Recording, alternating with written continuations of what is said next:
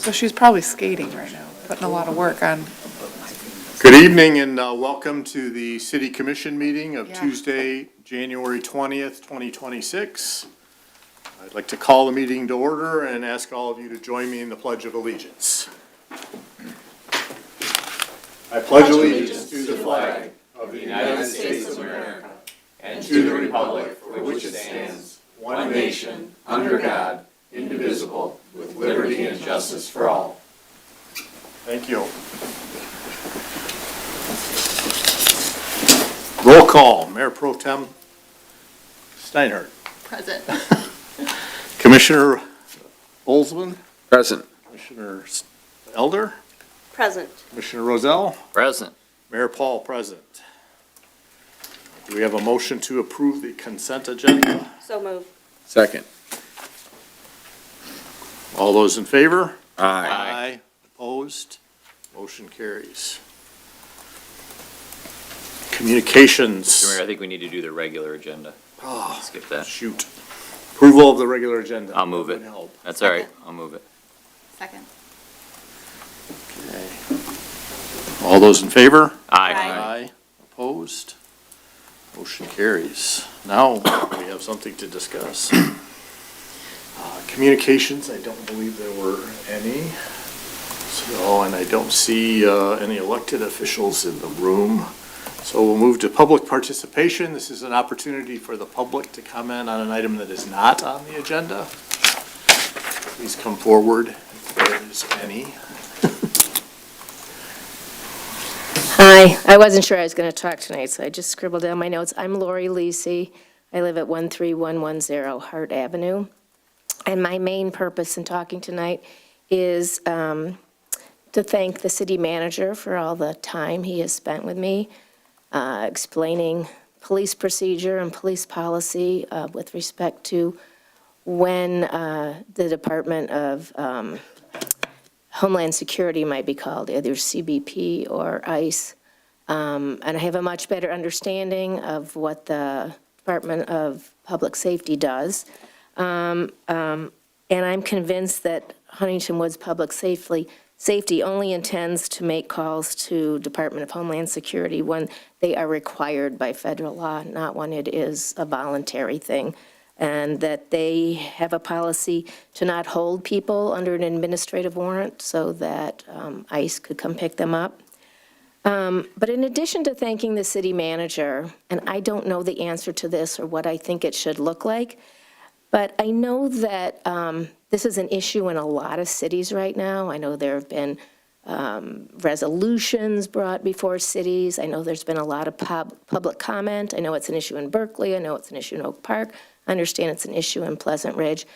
And I don't know if there's some way for the commissioners, city manager, to make some kind of statement, have some kind of policy that would assure citizens.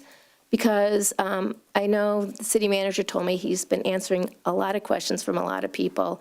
And I don't know if there's some way to just put this out there that the city does not voluntarily call the Department of Homeland Security. I don't know if that would be an e-blast. I don't know if that would be a policy that if I asked you, you would hand me. I know that the city manager has made public comment at these meetings, but I don't know that that gets much widespread viewership. Anyway, I may have more, but that's all I thought of before public comment came. So thank you very much. Thanks for your comments. Seeing no other public participation, we'll close public participation and move on to our first item of business, which is a preliminary review of the proposed August 2026 bond millage proposal. Turn it over to Amy.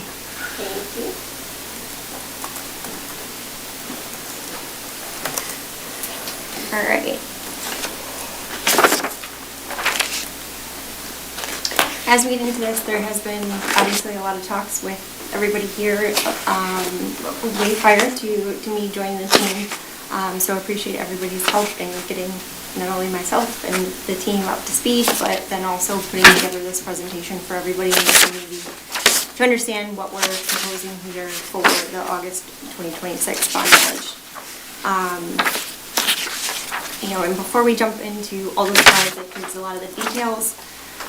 Did just want to say that, our goal tonight is to present a high-level overview of the $17 million bond millage that we are going to propose to be added to the August 2026 bond millage and go out for approval. This is designed to address our most critical infrastructure needs. And throughout the presentation, we're first going to start by outlining what is being proposed and why the needs have developed that previous funding could not cover, or additional needs that have presented itself since we've gone out for prior millages. And this is obviously just initial discussion, and we wanted to present this to you and the residents so that we can kind of move forward with additional planning, committees that will be, as well as residents, also be participating in, what happens and how we're gonna do all of this. So from there, I will get into why we're here. The reality, our infrastructure, it's aging. There's a lot that needs to be done. It needs to be addressed now to avoid further deterioration, as well as additional costs that will incur by moving anything out in the future. As of right now, it stands about approximately 25% of our city roads now require full reconstruction. And after going through the Parks and Rec master plan, there are a significant amount of park improvements that are necessary to meet safety and accessibility requirements. So when we look at that gap, did just want to highlight that historically the city has used bonds and bond millages in order to fund major construction projects in the past. That being said, unforeseen cost increases over the past, especially 3 to 5 years, with inflation, rising construction costs, tariffs that we would have never foreseen at that time when we were going through the previous bond millages, have presented additional costs that either we had to absorb internally or end up delaying certain portions of projects. But without new funding, essential improvements will stall, and every year of delays results in approximately 4% inflation costs for anything that we're delaying to the future. So we're only going to see if we don't start and do something now, or these costs are just going to continually increase as we go along. And acting now is the best solution, just so that we can get ahead of things, so that we can make sure that we're avoiding these escalating costs and further, whether that be tariffs or anything along those lines. Our supply chain, especially through COVID, represented a lot of delays in us and anybody else getting any of their equipment, infrastructure needs that they need to do projects in order to complete various projects. So, that also increased a lot of our costs throughout the years. But also I did want to kind of say, me coming on here new, and we have a lot of new leadership here, and I think we've talked extensively about kind of our future focus, and that is definitely having a stronger capital planning process, throughout the departments, and making sure that we're, finding various different ways to find additional funding outside of our normal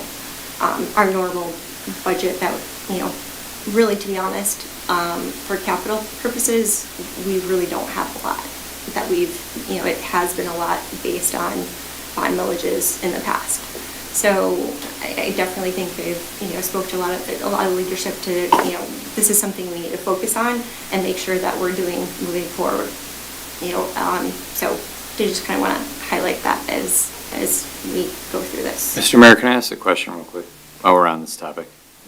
In terms of like the tariffs, I get it, that's kind of a ever evolving, contingent on whether we're gonna like seize a sovereign nation or something. We may or may not see an increase in tariffs. Like I recognize all that, but I'm just curious, the I-75 project and the 696 project that the state has undertaken, like have, in my opinion, and what I've been told, like absorbed massive amounts of concrete and kind of forced increased costs on the rest of us. I mean, is that true? And now that, you know, hopefully those projects are coming to an end, will that bring demand for that concrete down and maybe some of these prices down? Because I know when we were working on, some of these projects several years ago, the I-75, you know, massive widening really drove up our costs sort of indirectly. And now we're dealing with something similar with 696. I don't think I can give you an answer to that, but that's definitely something that we can work with the team and the engineers. Because I don't have an answer for you. Yeah, I mean, I'm not asking about this, you know, seizing Greenland, but really just the 75, 696 question, if you could get an answer, that would be Okay, helpful. yeah, no problem. I think what unfortunately we're gonna find is pretty common throughout all of industry is that as the costs have risen through COVID and with other demands on things, this newer price seems to be the price that people are going with. They aren't reducing it even though they don't have some of these concerns they used to have. It's the new price, it's the new norm. Okay. I don't know if that's particularly true in the concrete issue, but I wouldn't be surprised if that's. Correct, and I think overall, when you're looking at things like that, it's, you know, what their experience is what everybody's experiencing. So I'm not hopeful to say that once that project is done, it's gonna have, you know, lesser of an impact on our cost. But again, I'm not definitely the person to provide that answer. But I can definitely get you more information on that. Thank you.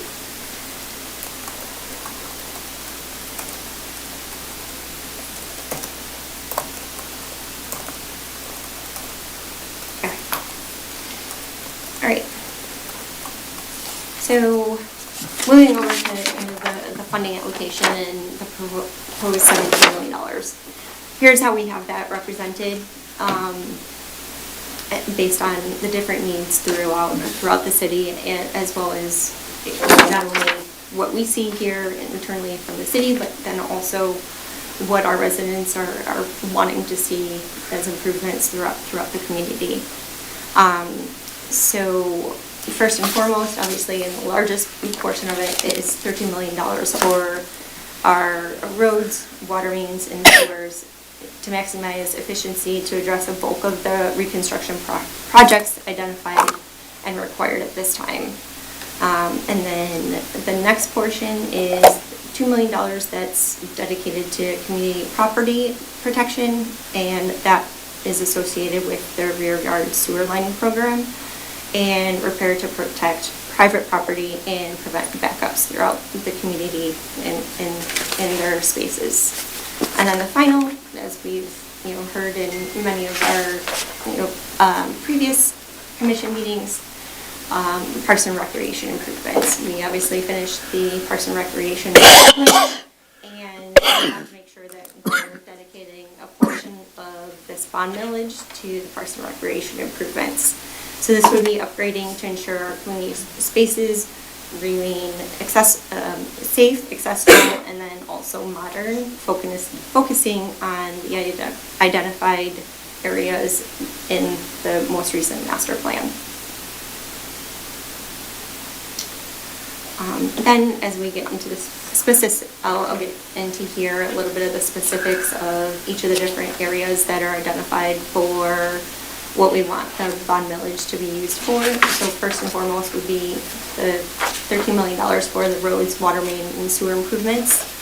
And here we just wanted to identify, so if you're looking at all of the roads within the city that need to be addressed, the estimated total cost of all of those improvements is $38 million at today's construction price point.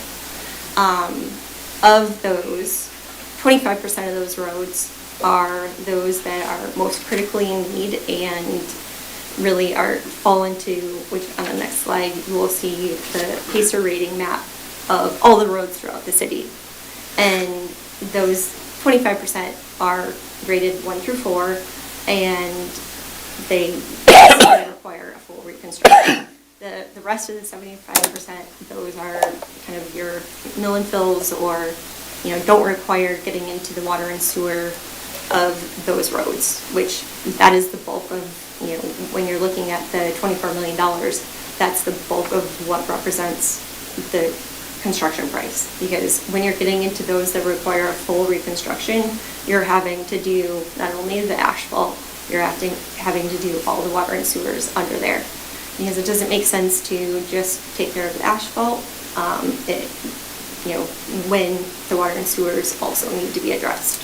So we're kind of trying to do this all at once and focus on the critical roads that require all of that, and address those kind of first. But again, we're not identifying any specific roads or, putting those on, up here for identification at this point, because there is a lot of further investigation and, meetings that need to occur in order to, make sure that we're, addressing everything properly.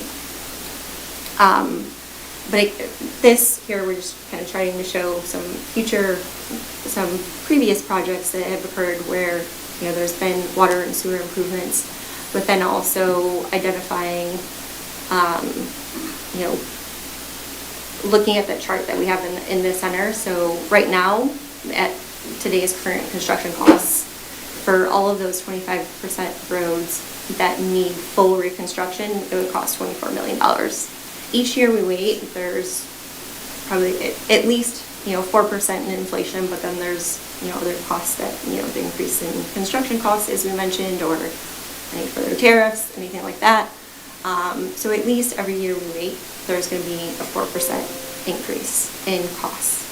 If we wait and kind of prolong adding this to the August ballot. Mr. Mayor, can I ask a question? Absolutely. So, should we then assume that we'd be able to do construction on approximately a third of the roads that need to be, either like a half of the roads that need to be full reconstruction, or approximately a third of all of the construction needs for the roads, if we're only looking at $13 million and the cost is $38 million? Well, so right now, if we don't go out for this millage, this is not something that we have in our capital planning right now. So this work really, it's going to be delayed until. Right, but we're not asking for 100% of the dollar amount that's needed to reconstruct all Yes, of the 100%, roads. 100%. So- It's like $38 million is those that are critically needed, and we're only asking for 25% of that. So there will be then future need for funding for the remaining roads that would need to be reconstructed? Correct, yes. For two main reasons why we wouldn't ask the community for the full 38 million. First of all, when you bond, you have to spend the money that you raise within 3 years. And that's more than we can handle from an administrative standpoint, and more than the community can handle with the roads torn up and not being able to get around town where you have to stay around. So as we've always done over the years, we do a small amount each year. That was my other question, is that should we anticipate then that 4% increase each year for costs because we can't do every road at once, knowing how the last bit of road construction caused lots of headaches for residents around the community, so that should be anticipated, that if it will take us 3 years or whatever to spend the bond and do the work, that there will be that increase each year. First, we also have been fortunate with the contractors that we picked in recent history that they hold their price for the 3 years. So we'll go out looking at the 3-year project, being specific about the roads, and they've held their prices, or they have a built-in price increase that we know and can expect. Okay, thank you. And then also our bond advisors with some of their slides too, and also additional information is, there is going to be 2 series of the bonds. So we're like, this is going to go over a 5-year construction period, and they'll get into more of those details, but that kind of provides more information of how we're trying to make sure that we're, not putting everything all in and front loading it and then not able to have the funds, resources, or, unanticipated delays and things like that. So we're trying to make sure that we, based on past experience, making sure we're addressing some of those issues that have occurred and unanticipated things that we don't know.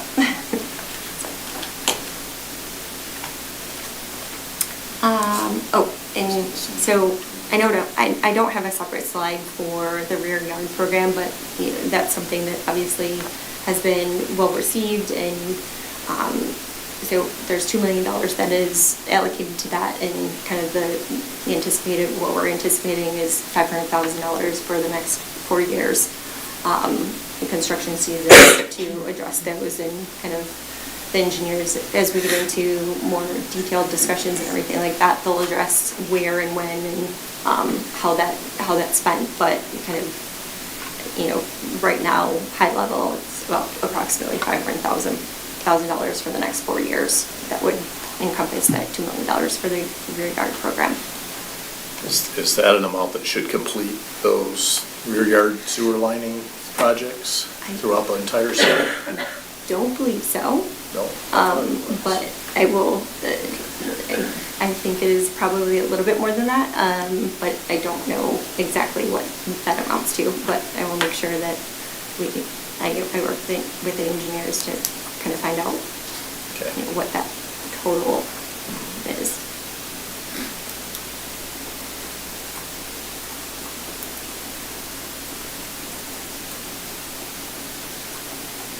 Okay, and then my last slide is just, I know Melissa and her team have done a great job as far as going through the Parks and Rec and the recent approval for the master plan. So I've been working with her just to kind of understand what would be the focus areas. And obviously that, again, it's not finalized, but here are some of the initial suggested focus areas based on the master plan and, based on resident feedback, as well as, just addressing some of those safety and safety concerns and making everything ADA compliant. But it would be, making sure that all the facilities are functional, ADA accessible across the parks and facilities, updating amenities and/or including amenities that aren't currently there, like restrooms at a lot of the different parks and things like that. And then various updates at Val Jones and Reynolds Park. But, just again, this is not a final list. We don't want to, set ourselves to anything, but these are a lot of the things that have come up through the master planning, and things that obviously the community has addressed that they would like to see. And then I'm going to turn it over to our bond advisors to go through the remainder. Good evening. I just want to introduce myself. I'm Pat McGow. I'm a bond lawyer for Miller Canfield. I've worked with the city on its bond financings for about 14 years now. Also with me is my partner, Jeff Aronoff. Some of you may know Jeff because he is also a longtime Huntington Woods resident, and he was here most recently last year when the city was working on the energy financing project. Brody? I'm Brody Killian. I'm the city's municipal bond advisor. I work with PFM Financial Advisors out of Ann Arbor, and I'm here to speak to some of the details related to the finances. The role of the municipal bond advisor is your fiduciary, so we work in the best interest of the city to ensure that you're raising funds for your capital projects in the most efficient and cost-effective manner. So we're working on your behalf along with bond counsel and, of course, your city's administration to prepare these long-term kind of financial plans.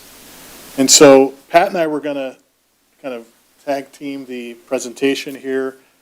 The slide you're looking at right now is kind of a visual of the August 2026 voted bond planning schedule. And as you can see, the city has been looking at this for some time, and I've been running some schedules along with my team and the predecessor to Amy and myself had conversations over the summer and into the fall about sizing of, the bond issue and looking at some different options. And you can see that that has been ongoing. And you'll look here where we are today with the January 20 commission meeting to discuss this overall program. That kind of also kicks off what I would consider a period for you and your administration and any follow-up information that ourselves, engineers and bonds council can provide to you to give you some time to review this proposal, to look at some of the project prioritization, which is going to be really important and something that I'm sure you want to be a part of. And so I believe the plan is to have that list of projects to come back to you for review at the March 17th meeting. And then we get into kind of the formalities of calling the bond election, and I'll turn that over to Pat, and he can speak to those two. Yeah, so as you may know, under Michigan law, there's really only 3 possible election dates in a year, ignoring presidential election years. And that is the May election, the August election, and the November election. So from a timing standpoint, this calendar, I always start at the back.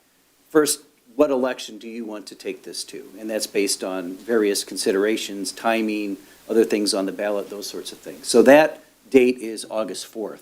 So going backwards from that date, under state law, whatever local bond or millage proposal being proposed at an election has to be approved by the commission and filed with the city clerk and the county clerk at least 12 weeks before the election date. So that is that May 12th date. So that is the day by which you need to have the ballot language approved, finalized as to form and wording and everything else. So everything else above that line is sort of based upon those dates and deadlines. I think the April 28th date, I know you've got a budget session and another meeting. Ideally, if we've got a May 12th deadline, we'd want to have the language approved in April. That gives you a little bit of wiggle room in case there's some quorum issues or things like that. And so that's why that date is up there. I know there's maybe another possible date in April.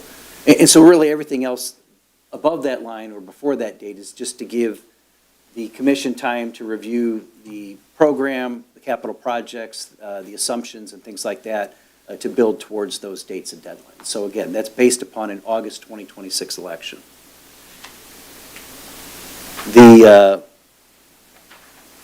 This slide just kind of shows a little bit of your past history. As the mayor indicated, the city has done this many times before. In fact, if you look, you've had a very solid pattern of elections and bond issues over the last 15 or so years.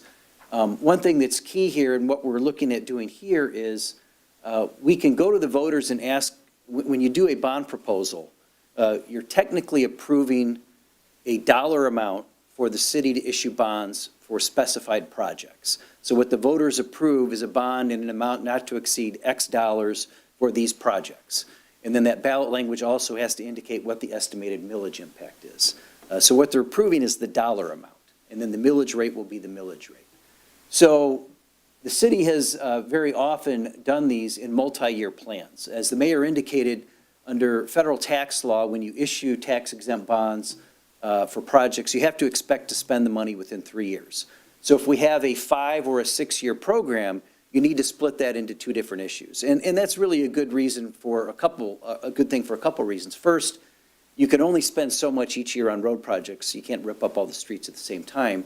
And so we often time the bond issues for how quickly can you spend the money down. And also, you don't want to have borrowed all the money and it's just sitting, waiting to be spent several years later. So very often, we will do these where the bonds are spaced 2 or 3 years apart to allow you to do a multi-year program that's more than just 2 years. And so if you look, that's pretty much what the city's been doing since 2009. In fact, really about every 4 to 5 years, there's been an election, and generally bonds issued in 2 different series. That pattern changed a little bit in 2018, and then in 2020, that was a slightly different process where it wasn't a voted bond issue, but other funds were used to pay the debt service on those projects. So based upon what the city has in terms of needs, based upon how quickly the estimated projects can be constructed and spent, that's how the bond proposal here has come out in terms of the timing with a proposed issue. If we have the bonds submitted to the voters at the August election, that would allow the design to occur in the fall, construction bidding in early '27, so that first bond issue could be issued in spring of 2027, which allows the millage to be levied that summer, and then that second issue could be done in 2029. If for some reason the project gets dragged out a little bit, that second issue could occur later, so that you're not locked into the timing here. What you'd be locked into is really the dollar amount. And then a lot of thought has gone into the timing as it relates to millage impact with some other bonds and things that have come off. And so I'm going to let Brody talk about the existing debt millage for the bonds that are outstanding. So what you're looking at here is one of our favorite charts in the municipal advisory world, which is a stacked bar chart, and it's color-coded by all of the different bond issues that are outstanding. And this kind of summarizes what Pat just explained in a chart form. On the vertical axis is your millage rate, and then on your horizontal axis is the tax levy year.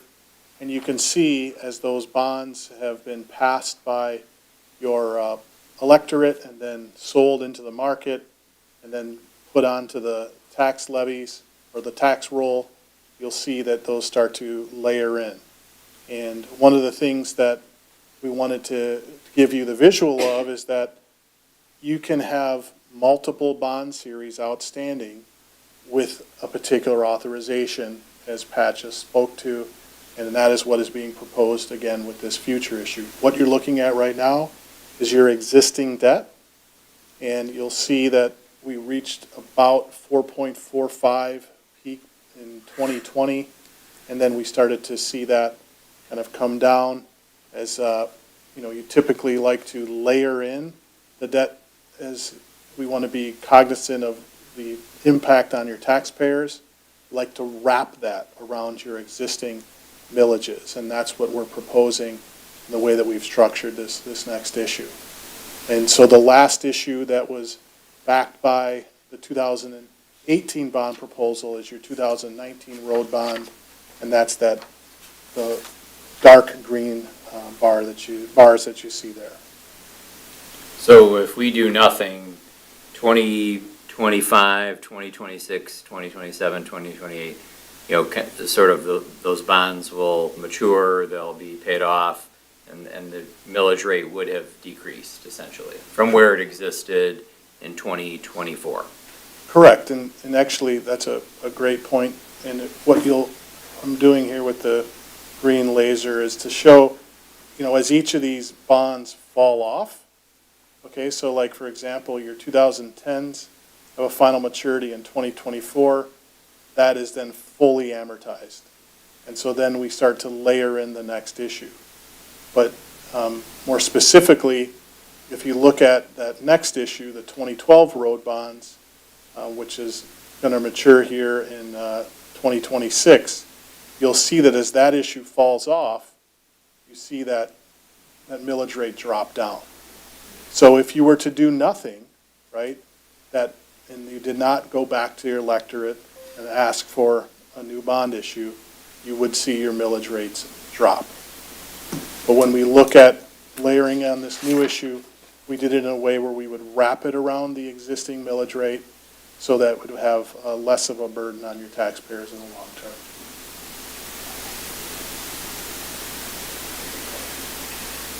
And so one of the critical elements to calculating what the millage rate is going to be is we have to make an assumption in our models of what future taxable value growth is going to be.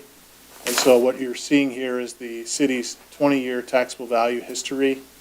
And as we think about long-term projections, we want to be very cognizant of what that 20-year average looks like. And you'll notice that, like many communities, as we came out of that Great Recession, we started to see, steady increases. And so when we've calculated our future bond model, we looked at the 20-year average and we're using slightly lower at 2.5% on our projections, which we think is reasonable given where we're at. But as Pat mentioned, the bond issue that you'd be asking of the taxpayers is for a dollar amount, and whatever would be needed to be levied to pay for that debt service is ultimately what you would have to do. But we want to make projections that, take into account, historical data here.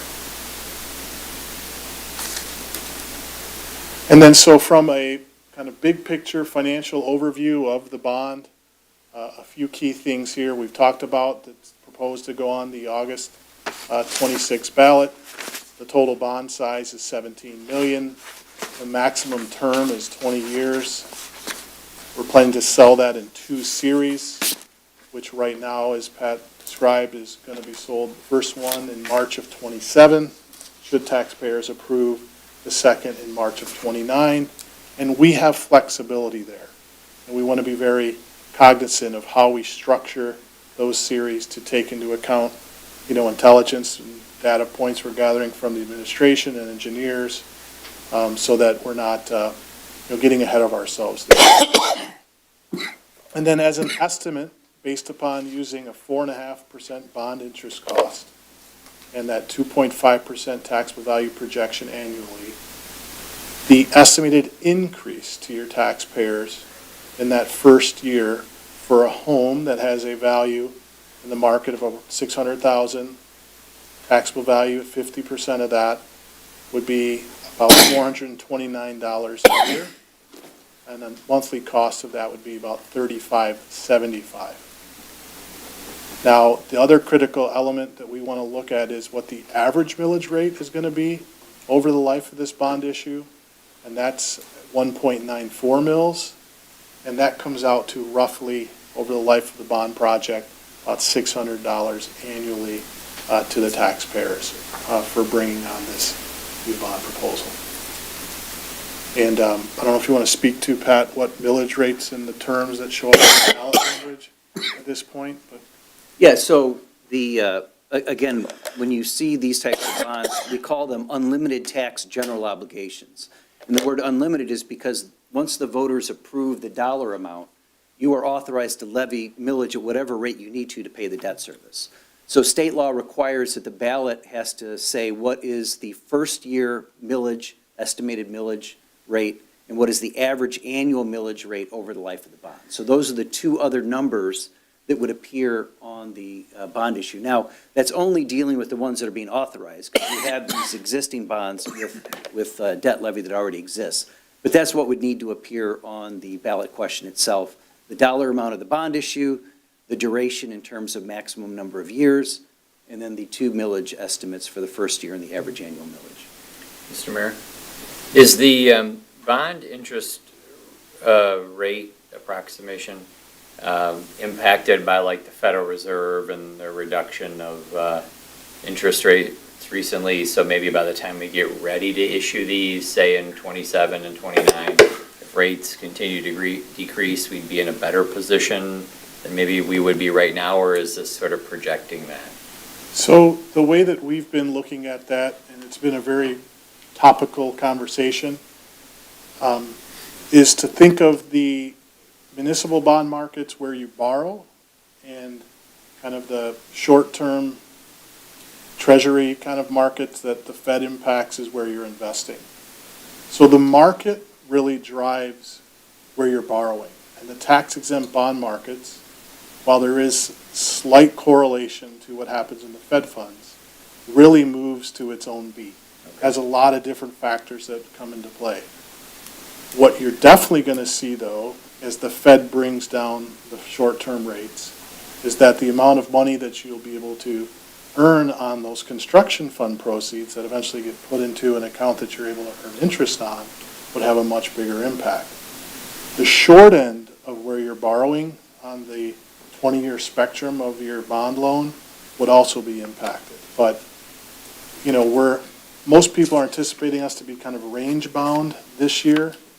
Hopefully rates continue to come down.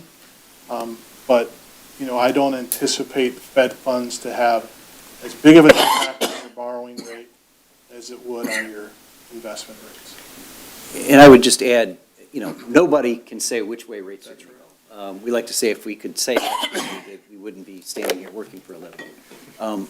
But the assumption that Brody has right there, Brody, you would say is based on a very conservative estimate where the market is today, because we don't know whether rates are going to go up or down a year from now or 3 years from now. So that's why that number is really intended to be a conservative estimate, but recognize that, yeah, if rates go up, then the millage rate would be a little higher. If rates go down, the millage rate would be a little lower. And I think several years back, we went to the bond rating agencies and were issued a, credit rating, if you will, for a city of our size, I think was,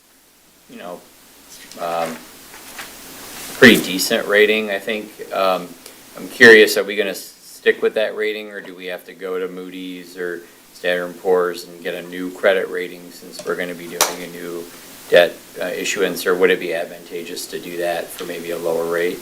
I mean, I'll take that first. You legally have to go each time you do a new Okay. bond issue, so they will do a new evaluation. Obviously, they have all the old analysis as well, and Brody has looked at that in terms of where your existing rate is. But you have to go back each time you do a new bond issue, unless it's within, 6 to 9 months? Correct. Yeah. Yeah, so, And what the current rating is. and you guys are in the AA range, I believe, which is a really good rating, given, the size of your tax base, but, given your socioeconomic, data points that you have here, I would consider yourselves to be in good shape to maintain that rating. But as far as, the process, unfortunately, you do have to go back every time, Okay. as Pat mentioned. All right, thank you.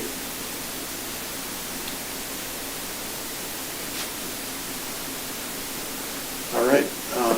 I Mr. think- Mayor, I have a question about the timing. So the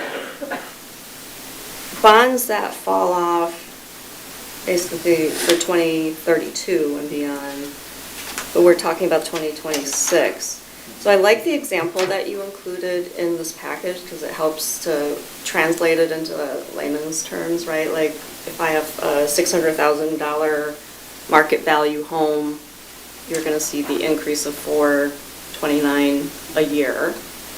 The bonds that fall off in 27 through 31, what is that amount that would fall off? Do we know? And you don't have to answer right this second, but I think it would be good to I actually wrote know. down a couple of different things, Oh. not only that, but also kind of updating this to say, like, with what we're anticipating for the, August proposal and net millage, and updating this to say, like, okay, what does that look like on this chart, adding it on with the other things dropping off? Yeah. Because, so I don't have a specific answer Yep. for you right now. Yep. But I think that would be really helpful for us to understand and for our voters to understand exactly, Yep. as fun as municipal finance and bond markets are, I think, there's a lot of industry jargon here, and I want us to be very transparent and clear with the voters about the impact to them. And then the question about timing is, if this is a 20-year bond, right, that you're proposing, and we have basically two tranches of the project starting, how far out is it just for the 17 million worth of projects? When do those projects, when are they anticipated to end? I know it's kind of, it depends on the implementation, but, So, I think that this will go over 5 construction periods. Okay. And so that would be starting in 2027 through 32. 2032. okay. Yep. So it's like for a homeowner, they are financing a kitchen project. The kitchen construction will last a year. 3 months. Sure, We'll just say. okay. A year or 3. So that, Year and a half, year and a half. So they're financing it. So this is our way of financing our city's infrastructure and projects. and I'll That's the just way to jump look on at on it. that, because that's a very good point, that when you borrow money and issue bonds, you cannot borrow longer than the useful life of the improvement that you're financing. So, Okay. because this is roads, and then the pipes underneath, the water and the sewer lines have a very long useful life. Roads, we've talked to the engineers, this is something that we discussed in terms of the duration, and they have said, yes, this project will have at least a 20-year useful life. We've got the road on top, whether that's 15 to 20 or whatever. You get the pipes underground, those are 40-year, generally under estimated useful life for those. And then the park improvements, I think kind of the same thing, at least 15 to 20 years. So when you blend it together, the expected useful life of the improvements is at least 20 years. And that's why this bond issue goes out a little longer than some of the ones in the past that were 15, because they were more road-based. This one has, I think, a little more infrastructure than some of those. So that's why this one is being proposed at a 20-year duration, which is pretty standard in the industry when you have a lot of pipes and water and sewer improvements along with So it. that actually brings me to my final question, which we've been exchanging some emails on, and I know you're still working on it, but I think this is feedback and questions about what we're asking here. The last millage that we asked the voters to approve was to free up general funds to pay for public safety pensions. And the promise of the voters was to fix the roads, essentially, right? So what is the difference between the plan that was laid out before for the roads and the sewers? Sewers were part of a different part of that process, but still one and the same, right?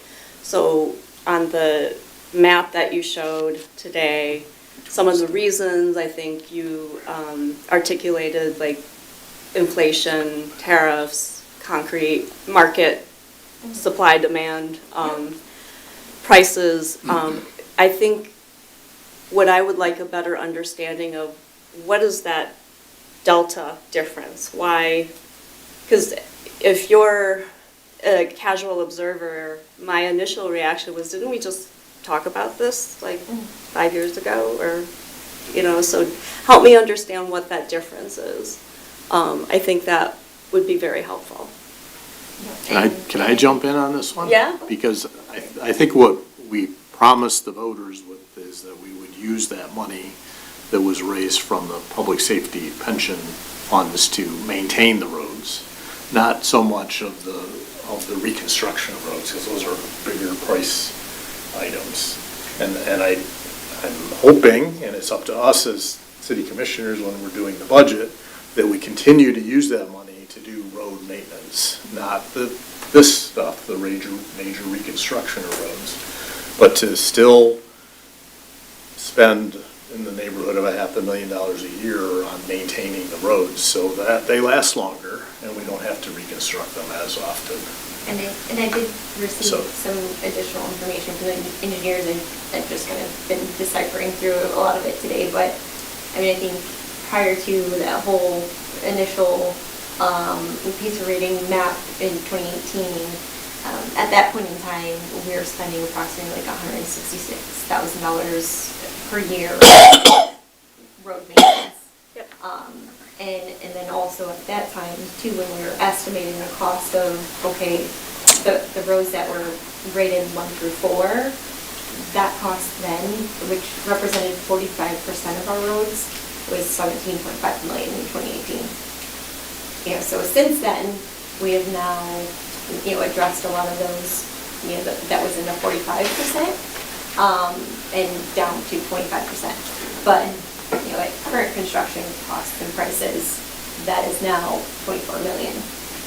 So, if you kind of just look at that in comparison of, what that 45%, was going to cost us being 17.5 million, and now 25% of our roads costing 24 million. We kind of see like where we're, all these increasing construction costs, tariffs, and all that is building onto what we're seeing now as how much we have to pay, versus, each additional year that we're waiting to do this, the further costs and, increases that we're gonna see. I'd also add, the reality is, roads are never fixed, right?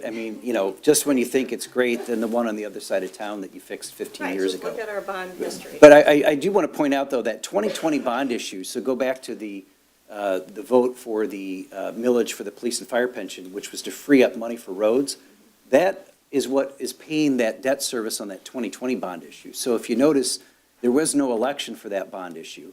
There's no millage being levied for that bond issue. That is being paid out of a combination of the general fund, from some of the money that was freed up from that OPEB pension, the pension millage, and then some revenues in the water and sewer fund. So all those debt millage tables on the next couple slides, they do not include the debt service on that 2020 bond issue because those are not paid from a debt millage.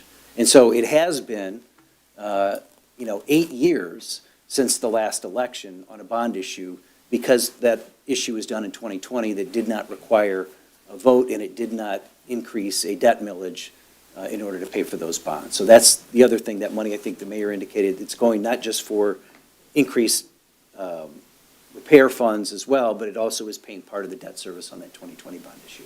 Mr. Mayor? So I know our credit limit, if you will, is based on a percentage of our SEV. So after this issuance, how much of that borrowing ability would remain? That's my first question. And the second one would be, our electorate has generally, in the past, been very supportive of the city and its asks for millages, bonds, et cetera, whether it was for roads, the rec center, other capital improvements, sewer system, et cetera. But and I know certainly we have to follow the statute, but I'm wondering, are we planning, like we've done maybe in years past, to do a very content-neutral education campaign within the confines of Campaign Finance Act, where we let the voters know, like, this is what a yes vote does, right? I mean, it's going to have this impact on you, and it means that these projects are going to be completed. I mean, I know that even when Alex Alley was here, we did town halls, like in the basement of the library, where residents could come in and ask questions about it, back for some of the levies we did. I mean, is there any type of education campaign to talk about, like Michelle's comment about, hey, you did this, here's what we're doing with that money, here's how this stuff is falling off, here's going to be the impact on you. I mean, I know legally we can do it. We have to just walk a very fine line of, like, telling them not to, like, express advocacy where we're telling them to vote yes, but we can certainly tell them what a yes vote does and what the impact would be. So, first question, how much of our ability to borrow would remain after this? And then second question, are we planning on any type of educational community engagement program? So I'll take part of that first question. So you're absolutely right. There is a legal debt limit that is based upon your SEV. You cannot have outstanding general obligation debt that's more than 10% of your SEV. You're well under that number, but Brody's working on that right now. Oh, okay. So while he's doing that, we do recommend an informational campaign. And you nailed the requirements right off the bat, which is great, which is that the city is allowed to provide factual information about the impact of a bond or millage proposal. You can use public funds, you can do it on your website, you can do a newsletter, as long as this is neutral in tone, not intended to elicit a yes or a no vote. So explaining what the impact is, what the estimated costs, your question about what's the cost to the average voter with the other things, those are the kinds of things that we see in here. And on this timeline, we kind of have in here that, that can start anytime between now and the election. So it says bond informational campaign, but that's really kind of your part of that, to provide that information. And the city has historically done that in connection with bond issues. And where that line is that, again, as I said, you can provide information that is factual, neutral in tone, and use public resources to do that. You may not spend public funds to say, vote yes, or put out the yard signs, or do phone calls and stuff. If somebody wants to do that, they can create a ballot committee similar to how you guys set up your election committees. So that's not anything that we're talking about here when we say information campaign. That's really more of the information. And some of the other analysis, the engineers, the PASER ratings on, here's what a level, looks like and why we're looking at these roads and things. That can all be part of a public campaign. And the other thing about the debt limit is that number changes as, that other slide showed. As you're paying off bonds, that frees up capacity. So this is really kind of filling in on that. As some of those bonds are paid off, we're filling in, so it doesn't have this dramatic effect.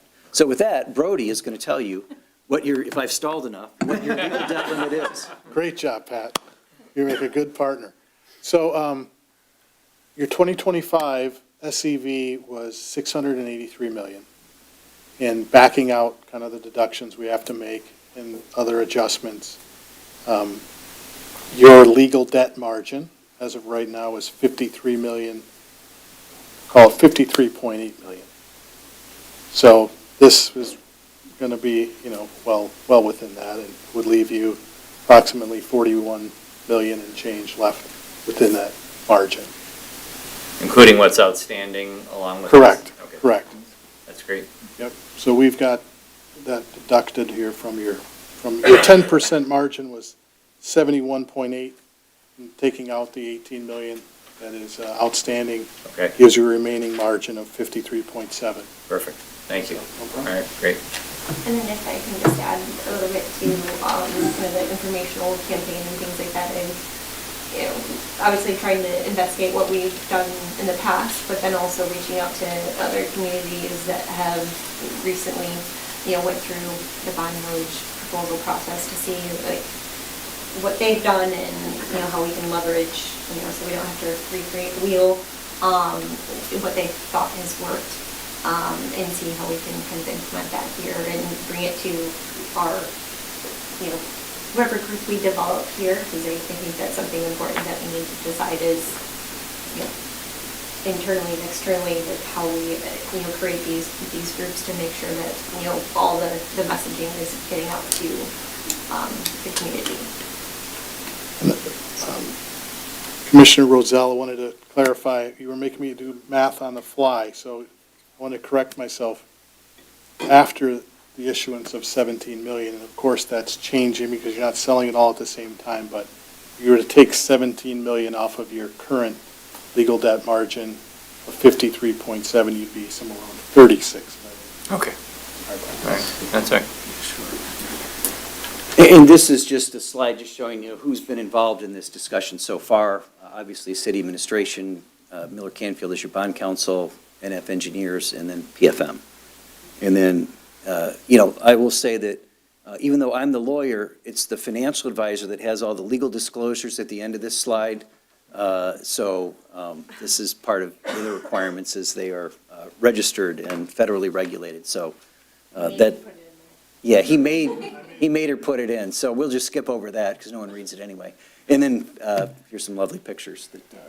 Thank you to Melissa we wanted to show some fun and, what we can look forward to more in the future is just what our community, loves about the city and what they want to see more of, so.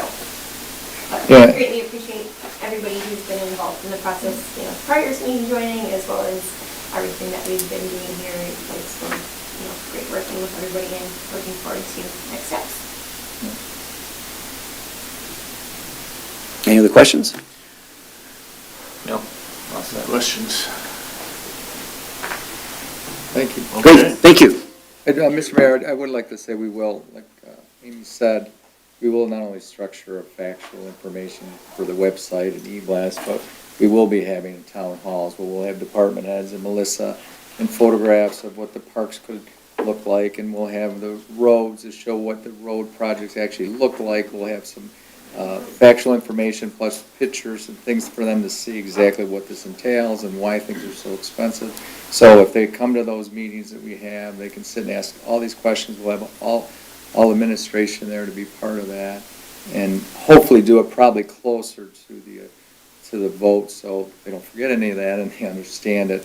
So once we get all that data and all that information, we'll definitely be doing that. Okay.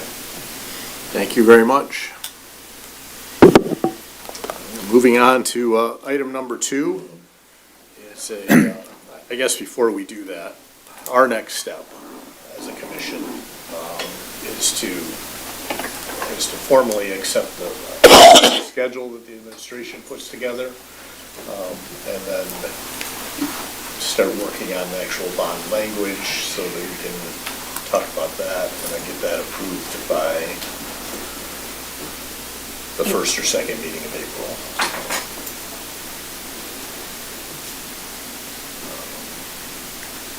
plan on at least one public meeting prior to that, Well, so that we can explain to the residents what's going on? I think now that, right now that it's been out publicly, that there's gonna be a lot of questions, so what we can get out initially, yes.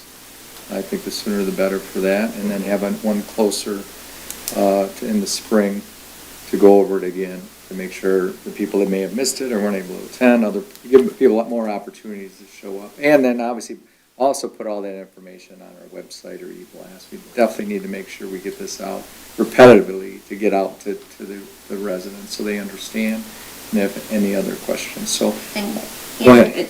I think our plan was, you know, at least formally, you know, here in this setting would be to have it, you know, in March for any, you know, based on our internal discussions as well as anything that we do community facing. We would have another meeting, bring this to a meeting in March, just to kind of address any of our internal, external concerns, questions, before it goes to the April meeting for approval to be placed on the ballot. Great. Okay, moving on to item number 2 is considering approval of to update the Risk and Resilience Assessment, RRA, and Emergency Response Plan. This is using Hubble, Roth, and Clark, which I do believe we've used in the past for this, Oh, yeah. for this same document. Do we have a motion to approve? So moved. Second.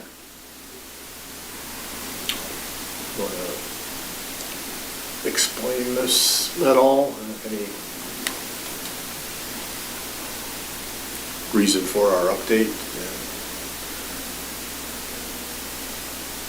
Just that it's required. It's required, yeah. Okay, anyone, any questions? Any public comment? I have one on the other topic, Any comments or questions from the commission? All those in favor? Aye. Aye. Opposed? Motion carries. Item number 3 is considering approval of a contract with Berkeley School District to collect and distribute school tax monies as part of the 2026 tax levy and authorize the finance director to sign. So moved. Second. Any public comment? All those in favor? Aye. Opposed? Motion carries. Item number 4 is considering approval of a resolution to authorize signers for the Comerica Bank, political subdivision of Comerica Bank. We have a motion to approve. So moved. Second. Any public comment? Commission comments? Mr. Mayor, I'm just curious, I read somewhere in the paper that Comerica is being acquired by Fifth Third. So, I mean, at some point, this will have to be redone, or because we have do we have accounts at Fifth Third where this will just kind of carry over? I know it's waiting on like final approval by the regulators, but I understand it's like in that sort of eminent process. So if we do this now, we might have to do it again. Is that fair to say? I guess that's anybody's guess. I would presume that Fifth Third would take over, you know, anything that Comerica has Absolutely. executed. But if they require otherwise, we'll find out. Okay. And we already have like the requirements or the authorized signers updated with Fifth Third, so I don't know if that might automatically transfer over or. Okay, all right, And we'll just have to kind of wait and see on that one. great, thank you. I read the merger creates the 8th largest bank in the Great. country. It does, yes. JP Morgan Chase is still #1, but others are gaining, yes. All those in favor? Aye. Aye. Opposed? Motion carries. Item number 5 is a second reading. This is a matter of consideration of the adoption of an ordinance regarding definitions for structures, accessories, and adding definitions for landscape features to permanent residential landscape features. Is there a motion to approve? So moved. Second. Any public comment? Commission comments or questions? All those in favor? Aye. Opposed? Motion carries. Item number 6 is also a second reading, considering some redefinitions regarding rear yards, front yard setbacks, mainly for corner homes, and addressing fencing, patios, and accessory structures. We have a motion to approve. So moved. Second. Public comment? Commission comments? All those in favor? Aye. Opposed? Motion carries. Item number 7 is a matter of making appointments to various boards and commissions we have in front of us tonight. One thing that we forgot to do at the December meeting is that the commission member that's the liaison to the Historical District Committee is actually a voting member, so we as a commission have to appoint them to that, and it is Jessica Steinhardt, whose appointment is this year to the Historic District, which, good news is, administration takes care of almost everything in the district. They didn't meet at all last year, so you might get lucky like I did, and not even have a meeting. But do we have a motion to appoint Jessica as the commission member for a one-year term serving on the Historic District Commission? Mr. Mayor, I would like to move to appoint Commissioner Steinhardt to the Historic District Commission for 1 year. Well, I'll second that, Ms. My honor. All right. All those in favor? Aye. Opposed? Motion carries. And the second one is appointees to the 100th Anniversary Committee. We have elected or decided to, following the interviews from last week, to recommend Paula Silver, Jack Lessenberry, Anita Lorela, Pam Haxton, and Betsy Zobeltar to the committee. We have a motion. So moved. Second.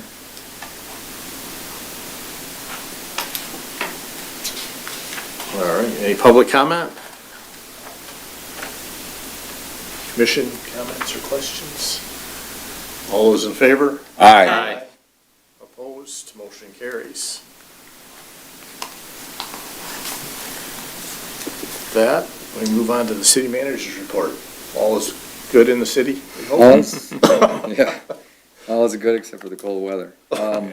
Just to give everybody an update, because I haven't really talked about her throughout the year, but Verigy's finally just about complete. They've completed, obviously, as you know, all the new water mains in the home, or the water meters in the homes. The water restrictors in all of our buildings to limit the amount of water that comes out. It worked pretty good, to be honest with you. Window installation for all of our windows in all has been completed. The HVAC systems are all up and running, the library, rec center, DPW. Actually, we had one put in here also. The generator is up and running at the rec center, which is great in regards to this type of issues. If we lose power, or residents lose power, we're able to have a heating and cooling location at the rec center now, which is a very good thing for the residents. The solar panels are all installed in all the buildings, but because of the snow and the ice, they can't get up there to make them effective. Wouldn't be very effective right now anyway because there's no sun. So that's fine. As soon as that weather breaks and it clears the roofs, they'll be over there, hook those up and get those going. And that's actually the last thing that needs to be done. After that, we're good to go. Definitely we'll see an increase or decrease in our costs for electricity and water throughout all of our buildings. So it'll be interesting to do our studies and see exactly how much money, how quickly we start saving money with all those projects. The other thing is the traffic light is ready to go on 11 Mile Road. The county has to activate it. They've been contacted today. So within 2 weeks, it should be up and running. However, which I do want to put out an e-blast and put it on our website. The engineers have really been pushing back on me in regards to cycling this traffic light with the amount of construction we have on 696. They fear that I'm going to back up traffic up to Coolidge, and what they wanted to do is, what the agreement was, is the activation is gonna be at Mortensen. As the car stops there, there's a sensor there, it'll automatically cycle. If there's no car there, the light will constantly be green for 11 Mile Road. And the only other way it cycles is if we have somebody on a bike, that's what I want people to know. If you're on a bike or you're walking and you want to cross 11 Mile, all you have to do is hit the button for the crosswalk, it'll activate that light. So we're going to we had a meeting today, actually, with the school and with Scott Francis, and they're going to educate the high schoolers too, so everybody's aware that if they're walking home from school or riding a bike from school, that all they have to do is hit that button and the light will cycle for them so they can cross safely. We'll monitor that, and if we see that it's not enough, then we'll reconsider cycling 11 Mile, maybe longer. But right now, that's what the agreement was. They really want to try that first, and we'll see how it goes. So when there is somebody on Mortensen, though, this will allow people on Scotia, it'll trigger that light to be able to go westbound and eastbound easier during heavy traffic.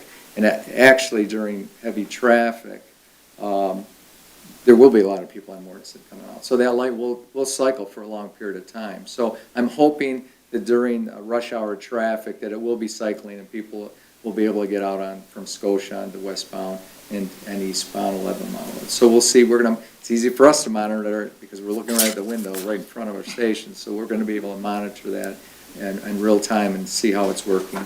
And if changes need to be done, we'll do that. But for right now, that's how it's going to go. Mr. Mayor, I have one question on that. Would it be possible that if it does not work as anticipated for the folks wanting to go westbound on Scotia, turning left from Scotia onto 11 Mile, that the light could be programmed so that that direction of traffic could be green while the other direction is red, to kind of hold those folks back to let some of that traffic out before it was, changed so that lane could then be going in that direction? Yeah, we'll be able to do those things. Okay. We're gonna be able to control how long 11 Mile stays green and how long Mortensen stays All right. red, and we'll be able to do that. But for right now, the engineers, this is what they want. Okay. I did look, Mayor, in regards to your question about blocking, it's a T-stop, but there's almost 200 feet of distance there. So the sign would be there's a lot of room. You could probably hit from Scotia, if you turn off Scotia, go left, you're probably going to be able to put, because you got 2 lanes there, 10 cars at each cycle. So it should not be a problem where they're stopped and they're backed all the way up to Scotia. We shouldn't have that type of problem. They should be able to get out and go left. But once again, that's we're going to monitor that, and we're going to see what changes, because there's a cost involved. So I agree with them. Okay, let's give it a try, because there's no cost right now. And this is what their recommendations are. They're engineers, they do this for a living. I trust in what they're saying, and if not, then we can readjust it. Can I ask a question? The crosswalk then is only at Mortensen, right? There's Yes. no crosswalk on the Scotia side? That's right. They have to walk up in front of public safety and cross there, which is good, because then they know they have to control the light, and we want them to cross at a crosswalk. Right. And that's the crosswalk. And it is marked already, it's ready to go. That's it. All right, any other questions from the commission for the city manager? Okay. Commissioner comments, Mayor Pro Tem Steinhardt? Yeah, I just wanted to follow up on the public participation earlier this evening. I know that Andrew's talked to a number of residents about concerns around ICE and CBP and the role of public safety. As a commissioner, I've also heard from residents who are concerned, and learned today that our state rep is having a event in the library on January 29th with the ACLU and the Michigan Immigrants' Rights Center to educate residents on their rights. And I thought it would speak very highly of our Department of Public Safety and City Administration if there was presence there to show support for the concerns that our community members have. So I would just encourage, City Administration, Department of Public Safety, and any of our residents to attend to be educated. Commissioner Rozell? No comments, Mr. Mayor. Commissioner Elder? Yeah, just wanted to also respond to Ms. Lisi's comments earlier, and also commend the city manager for the time he spent with our residents. It sounds like it's been very educational, and I've also learned a lot from you throughout the years about how we handle public safety here. And I think right now, if you turn on the news, there's just a heightened sense of concern and sensitivity, right? And I just wanted to share what's on my mind, and maybe we can talk further offline, but I think if there isn't already a need of community preparedness, I love our public safety department. I think we do it the right way. And there's a lot of good practices that are keeping our community safe. But because of the changing environment and external factors that we have zero control over, and, you know, I've also heard from residents, I've seen what other communities are talking about in this Woodward corridor, and their Pleasant Ridge, for example, in their public comments recently. I think it was a pulse check, and I think it's top of mind for some of our residents here. But it would be good to know that we have a preparedness response or plan if we don't already. But that's just my comments, and really just to say thank you, keep up the good work, and we'll talk further. Thank you. Mr. Rolswood. No comments. Did I already say that? Mayor Paul, no comment. Do we have a motion to adjourn? So moved. Second. All those in favor? Aye. Aye. Opposed, motion carries. Thank you, everyone.